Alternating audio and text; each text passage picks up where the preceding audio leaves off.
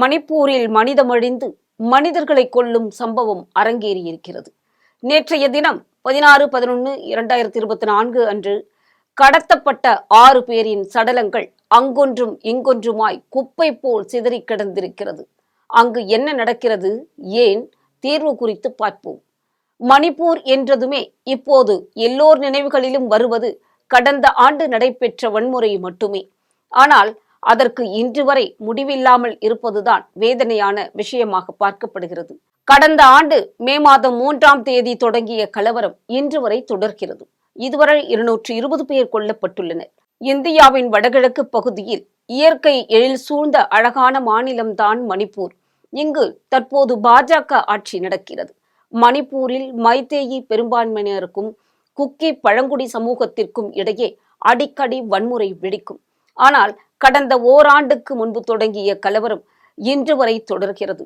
அதிலும் ஓராண்டு நிறைவடைந்ததை முன்னிட்டு பாதுகாப்பு படையினர் நவம்பர் 15ஆம் தேதி அன்றே பலத்த பாதுகாப்பு போட்டிருந்தனர். இருந்தாலும் மீண்டும் கலவரம் வெடித்தது.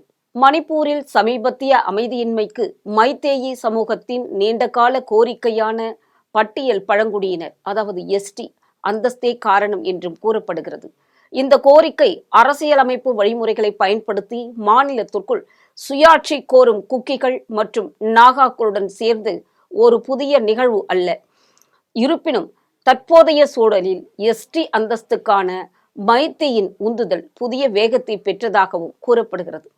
பெரும்பான்மை மைத்தேயி இன மக்களுக்கும் குக்கி இன மக்களுக்கும் இடையில்தான் தற்போது பிரச்சனை நிலவி வருகிறது. அதில் குக்கிகள் பெறும் அரசு வேலைகள் மற்றும் கல்வியில் சிறப்பு பொருளாதார சலுகைகள் மற்றும் ஒதுக்கீடுகளை விரிவுபடுத்துவது குறித்து பரிசீலிக்குமாறு மாநில அரசுக்கு அறிவுறுத்திய நீதிமன்ற உத்தரவை தொடர்ந்துதான் இந்த வன்முறை வெடித்தது என்று கூறப்படுகிறது. மியான்மருடன் எல்லையை பகிர்ந்து கொள்ளும் மணிப்பூர் கடந்த 1 வருடமாக இந்த அமைதியின்மையின் விளைவுகளுடன் கடுமையாக போராடித்தான் வருகிறது. ஒரு குறுகிய காலத்திற்குள் பெரும்பாலான அமைதியின்மை விரைவாக அடக்கப்பட்ட போதிலும் 3.2 மில்லியன் மக்கள் வசிக்கும் மாநிலத்திலே ஆங்காங்கே மோதல்கள், ஆயுதம் ஏந்திய மோதல்கள் மற்றும் வெடிப்பார்ந்த தாக்குதல்கள் நீடித்துக் கொண்டுதான் இருக்கின்றது. இந்த பகுதி மைத்தேயி ஆதிக்கம் செலுத்தும் பள்ளத்தாக்கு மற்றும் குக்கி கட்டுப்பாட்டில் உள்ள மலைகள் என பிரிக்கப்பட்டிருக்கிறது. இது தேசிய துணை இராணுவ படைகளின் மேற்பார்வையில் மக்கள் வசிக்காத பிரதேசத்தால் பிரிக்கப்பட்டிருக்கிறது என்றும் கூறப்படுகிறது. வன்முறைகளால் இடம்பெயர்ந்த சுமார் 60,000 பேர் தற்போது தற்காலிக முகாம்களில் தங்கியிருக்கின்றனர். நடந்து வரும் வன்முறைக்கு மூல காரணம் மணிப்பூரில் தற்போதைய அமைதியின்மை பல ஆண்டுகளாக நீடிக்கும் நீண்டகால இனப்பதட்டங்களில் வேரூன்றி இருக்கிறது என்றே கூறலாம். 1949க்கு பிறகு மணிப்பூர் ராஜ்யம் இந்திய மாநிலத்துடன் இணைந்த போது மணிப்பூர் தேசியவாதிகள் இது ஒரு கட்டாய இணைப்பு என்று அப்போது கருதினார்கள். இந்திய அரசாங்கம் மணிப்பூரின் சிக்கலான இன கட்டமைப்பை மரபுரிமையாக பெற்றது. 1949ஆம் ஆண்டில் மணிப்பூரை இந்தியாவுடன் இணைத்தது. இந்திய அரசாங்கம் செல்ல வேண்டிய ஒரு சிக்கலான இன நிலப்பரப்பை கொண்டு வந்தது இது என்று கூறலாம். இப்பகுதியில் உள்ள 2 முக்கிய இனக்குழுக்களான நாகாக்கள் மற்றும் குக்கிகள் குறிப்பாக 1990களின் முற்பகுதி மற்றும் முதல் நடுப்பகுதிகளில் திட்டமிட்ட வன்முறை காலங்களால் குறிக்கப்பட்ட ஒரு சத்தமான சுமூகமான உறவைத்தான் கொண்டிருந்தார்கள். அமைதியை நிலைநாட்டுவதற்கான முயற்சிகள் இருந்த போதிலும் இந்த 2 குழுக்களுக்கும் இடையிலான அடிப்படை பதட்டங்கள் ஒருபோதும் முழுமையாக தீர்க்கப்படவில்லை என்றே கூறலாம். பல ஆண்டுகளாக மணிப்பூரின் 4 முக்கிய இனக்குழுக்களான நாகாஸ், சோ, குக்கீஸ் மற்றும் மைத்தேயி ஆகியோர் தங்களுடைய சொந்த சமூகங்களுக்கு வெளியே உள்ளவர்கள் மீது அவநம்பிக்கை கொண்டிருக்கிறார்கள். இந்த சந்தேகம் தனிப்பட்ட உறவுகளை தாண்டி அரசியலுக்குள்ளும் பிரச்சனைகளை எழுப்பி வருகிறது. மணிப்பூரின் அரசியல் நிலப்பரப்பில் மைத்தேயின் மேலாதிக்க பங்கு குறித்து மைத்தேயி அல்லாத குழுக்கள் நீண்ட காலமாக எச்சரிக்கையாகத்தான் இருந்து வருகின்றன. உட்கட்டமைப்பு மேம்பாடு மற்றும் நன்மைகளின் விநியோகத்தில் உள்ள ஏற்றத்தாழ்வு குறித்தும் அவர்கள் கவலை தெரிவித்திருக்கிறார்கள். இது முதன்மையாக மைத்தேயி பெரும்பான்மையினரின் தாயகமான இம்பால் பள்ளத்தாக்கிற்கு சாதகமாக இருந்தது. மணிப்பூரின் வரலாற்றை பார்த்தால் இனப்பதட்டங்கள் மற்றும் இடம்பெயர்வுகளால் மட்டுமே நடக்கிறது.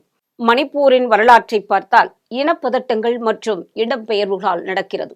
கடந்த காலங்களில் பழங்குடி மற்றும் பழங்குடியினர் அல்லாத குழுக்களிடையே வெடிக்கும் வன்முறையில் இருந்து தப்பிப்பதற்காக நாகாக்கள் போன்ற மலைவாழ் சமூகங்கள் இம்பால் பள்ளத்தாக்கை விட்டு கணிசமான எண்ணிக்கையில் வெளியேறினார்கள்.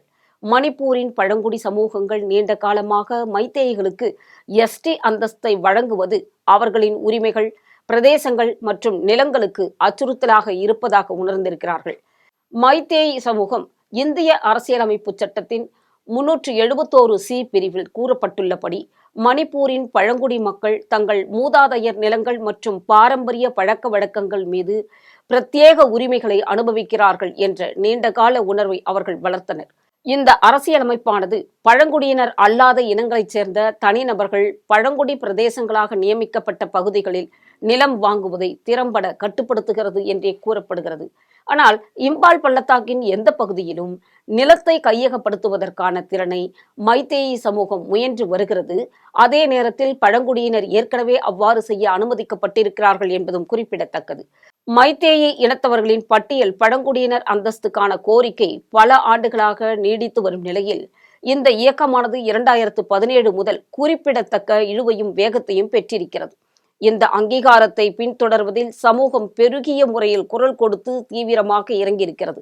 தற்போதைய சூழ்நிலைகளில் இருந்து விடுபடுவதற்கான மைத்தேயின் விருப்பம் மைத்தேயி அல்லாத மக்களால் அவர்களுடைய உரிமைகள் மற்றும் கனவுகளை ஆக்கிரமிக்கும் முயற்சியாக அவர்கள் பார்க்கிறார்கள். இரண்டு குழுக்களுக்கு இடையேயான சிக்கலான இயக்கவியல் காரணமாகத்தான் இந்த கருத்து தற்போது எழுந்திருக்கிறது. மணிப்பூரில் நடந்து வரும் வகுப்புவாத மோதல் மாநிலத்தின் அரசியல் நிலப்பரப்பை கணிசமாக சீர்குலைத்திருக்கிறது என்று கூறலாம். இதனுடைய பதட்டங்கள் தவறான மற்றும் சமூகங்களிடையே பிளவுகளுக்கு வழிவகுத்தது. லோக்சபா தேர்தல் நடந்தாலும் மணிப்பூரில் வாக்காளர்கள் மத்தியில் ஆர்வம் குறைந்து காணப்பட்டது. இன வன்முறைகள் தற்போதைய தேர்தல்களை மறைத்து சிவில் சமூக குழுக்கள் மற்றும் பாதிக்கப்பட்ட தனிநபர்கள் கொந்தளிப்பிற்கு மத்தியில் தேர்தல்களின் பொருத்தப்பாடு குறித்து கேள்வி எழுப்பியிருக்கிறார்கள். முதல் கட்ட தேர்தலில் மணிப்பூரில் ஒப்பீட்டு அளவில் 68% வாக்குப்பதிவு குறைவாக இருந்தது. ஆனால் துப்பாக்கிச்சூடு, மிரட்டல், மின்னணு வாக்குப்பதிவு இயந்திரங்கள் அழிக்கப்பட்டது மற்றும் வாக்குச்சாவடி கைப்பற்றப்பட்ட குற்றச்சாட்டுகள் ஆகியவையும் தொடர்ந்தது. மேலும் வாக்காளர்கள் மிரட்டல் மற்றும் மின்னணு வாக்குப்பதிவு இயந்திரங்கள் சேதப்படுத்தப்பட்டதாக வந்த புகார்களை தொடர்ந்துதான் இரண்டாம் கட்ட வாக்குப்பதிவு நடந்த அவுட்டர் மணிப்பூர் தொகுதியின் 6 வாக்குச்சாவடிகளில் மறு வாக்குப்பதிவு நடந்தது என்பதும் குறிப்பிடத்தக்கது. மணிப்பூரில் பழங்குடியின இளம்பெண் பாலியல் வன்கொடுமை செய்து எரித்து கொலை செய்த சம்பவமானது அரங்கேறி இருக்கிறது. வடகிழக்கு மாநிலமான மணிப்பூரில் பெரும்பான்மையாக உள்ள மைத்தேயி சமூகத்தினர் தங்களுக்கு பழங்குடியின அந்தஸ்து கோரி வருகின்றனர். இதற்கு குக்கி நாகா பழங்குடியினர் எதிர்ப்பு தெரிவிப்பதை மோதலுக்கு பிரதான காரணமாக கூறப்படுகிறது. மணிப்பூரில் மைத்தேயி சமூகத்தினருக்கும் குக்கி பழங்குடியினருக்கும் இடையே கடந்த மே மாதம் பெரும் கலவரம் மூண்டது. அப்போது ஏராளமான வீடுகளுக்கு தீ வைக்கப்பட்டன. இதனால் இடம்பெயர்ந்த மக்கள் அரசின் நிவாரண முகாம்களில் தங்க வைக்கப்பட்டனர். இந்த கலவரத்திற்கு பிறகு இரண்டு சமூகத்தினருக்கும் இடையே அவ்வப்போது மோதல்கள் தொடர்ந்து நிகழ்ந்து வருவதை நாம் பார்க்கிறோம். இரு சமூகத்தினர் சார்ந்த பயங்கரவாதிகளும் ஆயுதம் ஏந்தி தாக்குதலில் ஈடுபடுவதால் உயிர் சேதமானது தொடர்ந்து வருகிறது. இதுவரை 200க்கும் மேற்பட்டோர் உயிரிழந்திருக்கிறார்கள் என்பதும் குறிப்பிடத்தக்கது. இந்த நிலையில்தான் மலைப்பகுதி மாவட்டமான ஜெர்பாமில் குக்கி சோ பழங்குடியினர் வசிக்கும் ஜைரான் ஹமர் கிராமத்திற்குள் ஆயுதங்களுடன் புகுந்த பயங்கரவாதிகள் அங்குள்ள வீடுகளுக்கு தீ வைத்தனர். அப்போது இதில் 17 வீடுகள் தீக்கிரையாகின. கிராம மக்களை நோக்கி துப்பாக்கியால் சுட்டு பயங்கரவாதிகள் தாக்குதல் நடத்தினார்கள். இதனால் வீடுகளை விட்டு தப்பியோடிய மக்கள் அருகிலுள்ள வனப்பகுதியில் தஞ்சமடைந்தார்கள். இந்த தாக்குதலில் பெண் ஒருவர் உயிரிழந்ததாக அப்போது கூறப்பட்டது. அந்த பெண் எதிர்த்தரப்பு கும்பலால் பாலியல் வன்கொடுமை செய்து மிக கொடூரமாக தாக்கப்பட்டு பிறகு எரித்து கொல்லப்பட்டார் எனவும் தகவல்கள் வெளியாகின. ஆயுதம் ஏந்திய குக்கி போராளிகள் என்று சொல்லக்கூடிய நபர்கள் மணிப்பூரின் ஜெர்பாம் மாவட்டத்தில் திடீர் தாக்குதலில் ஈடுபட்டனர். அப்போது அவர்கள் பதிலடி கொடுக்கும் வகையில் பாதுகாப்பு படையினர் நடத்திய தாக்குதலில் 11 குக்கி போராளிகள் சுட்டுக் கொல்லப்பட்டனர் என்பதும் குறிப்பிடத்தக்கது. இதைத் தொடர்ந்து தான் இந்த சம்பவத்திற்கு மறுநாள் மணிப்பூரின் ஜெர்பாம் மாவட்டத்தில் மெய்தி சமூகத்தைச் சேர்ந்த 3 பெண்கள் 3 குழந்தைகள் என மொத்தம் 6 பேர் காணாமல் போனதாக செய்திகள் வெளியாகின. அதாவது குக்கி போராளிகள் கடத்தி சென்றதாக தகவல்கள் வெளியாகின. காணாமல் போன அந்த 6 பேரில் 5 பேர் மணிப்பூரின் அரசாங்கத்தில் அரசு அதிகாரியாக பணிபுரியும் லைஷாராம் ஹெரோஜித் உறவினர்கள் என்றும் கூறப்படுகிறது. அவருடைய 2 கைக்குழந்தைகள், மனைவி, மாமியார் மற்றும் மனைவியின் சகோதரி உட்பட 5 பேர் அதில் அடங்குவார்கள். தன்னுடைய குடும்பம் காணாமல் போனது குறித்து கண்ணீருடன் பேசிய அவர்கள் என்னுடைய குடும்பத்தை அழித்து விட்டார்கள் என்று கதறி அழுதார். இந்த நிலையில் அவர்கள் கடத்தப்பட்டு 5 நாட்களுக்கு பிறகு 3 பேரின் உடல்கள் மணிப்பூர் மற்றும் அசாம் எல்லையில் ரிஜி நதி மற்றும் பராக் நதி சங்கமிக்கும் இடத்தில் கண்டெடுக்கப்பட்டதாக அதிகாரிகள் தெரிவித்ததாகவும் கூறப்படுகிறது. இதற்கிடையே சுட்டுக் கொல்லப்பட்ட 11 குக்கி போராளிகளின் உடல்களை மருத்துவமனையிலிருந்து கொண்டு செல்ல விடாமல் அதே இனத்தைச் சேர்ந்த ஒரு குழுவினர் போராட்டம் நடத்தியுள்ளதும் குறிப்பிடத்தக்கது.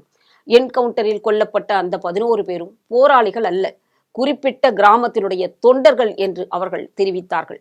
இதனால் அவர்களுக்கும் போலீசாருக்கும் இடையே தள்ளுமுள்ளு ஏற்பட்டது. இதனால் போலீசார் லத்தி சார்ஜ் நடத்தியதாகவும் கூறப்படுகிறது. இதன் காரணமாக அந்த பகுதியில் அசாம் போலீசாரும் குவிக்கப்பட்டனர். மணிப்பூர் மாநிலம் ஜிர்பாம் மாவட்டத்தில் இந்த 6 பேர் கொல்லப்பட்டதால் மீண்டும் அங்கே பதற்றமான சூழல் ஏற்பட்டிருக்கிறது. 6 பேரின் உடல்கள் மீட்கப்பட்ட நிலையில் பொதுமக்கள் ஆவேசமாக போராட்டத்தில் தற்போது ஈடுபட்டு வருகின்றனர். பொதுமக்கள் போராட்டத்தால் மேற்கு இம்பாலில் மீண்டும் ஊரடங்கு உத்தரவு போடப்பட்டிருப்பதாகவும் தகவல் கூறுகிறது. 6 பேர் கொலையை கண்டித்து போராட்டத்தில் ஈடுபட்டவர்கள் பாஜக எம்எல்ஏ சபம் கொஞ்சுகேசு வீட்டை அடித்து நொறுக்கி தீ வைத்தனர் என்றும் கூறப்படுகிறது.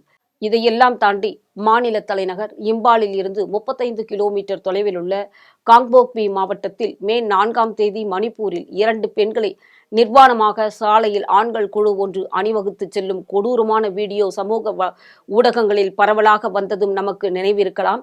மணிப்பூரில் எப்பொழுது அமைதி திரும்பும், தற்போது ஆட்சி செய்யக்கூடிய பாஜக என்ன செய்ய போகிறது என்ற கேள்வி நம்மில் அல்ல பலருக்கும் எழுந்திருக்கிறது என்பதுதான் நிதர்சனமான உண்மை.